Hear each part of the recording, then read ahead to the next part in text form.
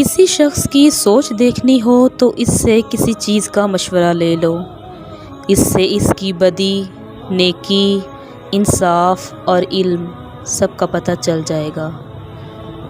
جب تم پر غم آئے تو اس کو غصے میں نہ بدلو، کیونکہ جب غم میں غصہ آئے پھر نہ تقدیر پر بھروسہ رہتا ہے نہ خدا پر۔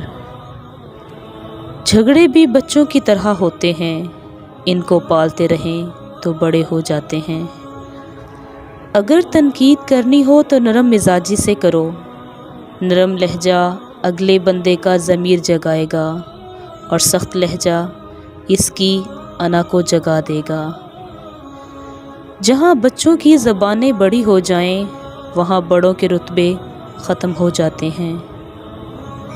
اچھائی یہ نہیں کہ لوگوں کے ساتھ اچھا سلوک کیا جائے، اچھائی یہ ہے کہ کسی کے ساتھ بھی برا نہ کیا جائے۔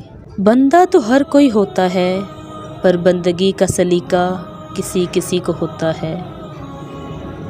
مولا کریم جب ہاتھ تھام لیتا ہے تو غم کے اندر بھی محبت کی مٹھاس محسوس ہوتی ہے۔ اللہ پاک نے انسانوں کی ہڈیاں تو پتھر سے نہیں بنائیں، پھر پتہ نہیں کیوں لوگ دلوں کو پتھر بنا لیتے ہیں۔ دنیا کا سب سے بڑا لیکوڈ انسان کے آنسو ہوتے ہیں، جن کے اندر پانی 1% ہوتا ہے اور 99% احساسات ہوتے ہیں۔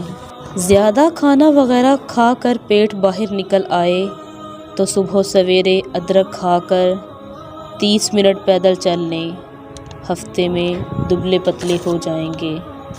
صاحب علم طلب علم کی حالت میں مرتا ہے تو شہید مرتا ہے۔